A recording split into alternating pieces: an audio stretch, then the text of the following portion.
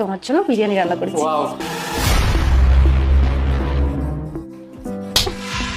অসভ্য! এই, তুই আমাদের বাসার কাজের মহিলা, আর কাজের মহিলা হয়ে তুই আমাদের সমান সমান হতে চাস, আমাদের খাবার কেড়ে নিয়ে খাচ্ছিস। হ্যাঁ সেটাই তো। আচ্ছা খালা, আপনি আমার হাত থেকে খাবারটা কেটে কেন নিলেন? খাবার যদি খেতে হয় আপনি আমাকে বলতেন, আমি খাবার দিতাম আপনাকে। মানে চুপ, একটা কথাও বলবি না। তোর মুখ থেকে আমি আর একটা কথাও শুনতে চাই না। এই, তুই স্যারকে কি বলবি? হ্যাঁ, স্যারকে কি বলবি? তোর যা কথা বলা তুই আমার সঙ্গে বল। আচ্ছা বলেন, কি বলবেন? তুমি চুপ করো। তুমি ওদেরকে চেনো না? ওরা হলো গরিব, থার্ড ক্লাস মানুষ। ওরা তো এইসব কথা বলবেই। এখন একটা অন্যায় করেছে, এখন তোমাকে ভুলভাল বুঝ দিবে। কিন্তু এসব শোনার জন্য আমি একদমই এখানে দাঁড়িয়ে থাকবো না। তুই অন্যায় করেছিস, তুই অপরাধী, এখন আমি যা বলবো তোর সেটা শুনতে হবে। আরে তুমি বুঝতে পারছো না? যখনই ও দেখতে পেরেছে যে এটা বিরিয়ানি, আমি তোমার জন্য বিরিয়ানি রান্না করেছি, তখন ওরা লোভ সহ্য হয়নি, আর এই জন্যই তোমার হাত থেকে বিরিয়ানির প্লেটটা কেড়ে নিয়ে গেছে। স্যার আমি আপনার কিছু বলতে চাই। আবার আবার তুই কথা বলছিস? আচ্ছা দাঁড়াও না, আমি আগে শুনি উনি আমাকে কি বলতে চাচ্ছেন। স্যার আমার কথা একটু শুনে।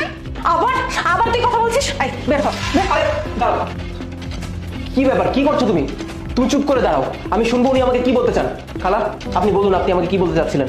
স্যার এই খাবারের মধ্যে ছিল, আমি আপনার জীবন বাঁচানোর লিগে আমি এই খাবারটা খেয়ে নিছি।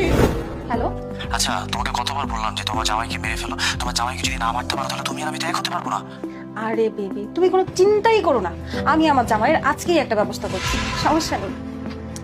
জিনিস আমার হাতেই আছে, আজকেই আমি ওর খাবার মিশিয়ে দিয়ে ওকে মেরে ফেলবো, আর তারপর তোমার আর আমার মাঝখানে কেউ কাটা হয়ে দাঁড়াবে না।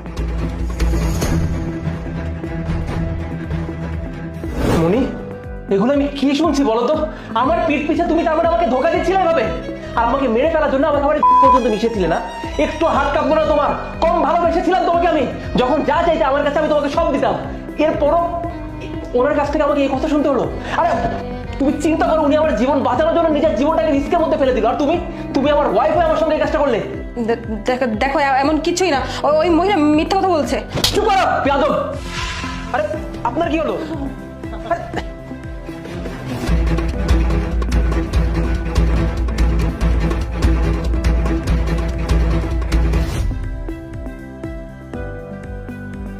খালা, খালা থাক, আপনি উঠবেন না, আপনার শরীর খারাপ, আপনি শুয়ে থাকুন।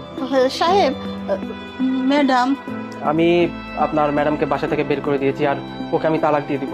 না না বাবা, তালাক দিন না, আপনারা বুঝে সুঝে সংসার করেন। খালা আপনি এগুলো বুঝবেন না, আর আমি ওর সঙ্গে সংসার করে আমার লাভটা কোথায় বলুন তো? যেই মেয়ে আমাকে মারতে চায় তার সঙ্গে আমি সংসার করব? আমার তো আপনাকে ধন্যবাদ দেওয়া উচিত খালা। আমি যে এখন নিঃশ্বাস নিচ্ছি, আমি যে এখনো বেঁচে আছি শুধুমাত্র আপনার জন্য। আপনি যদি আমাকে না বাঁচাতেন তাহলে আজকে আমার কি অবস্থা তো বলুন তো? আমার জীবন বাঁচানোর জন্য খালা আমি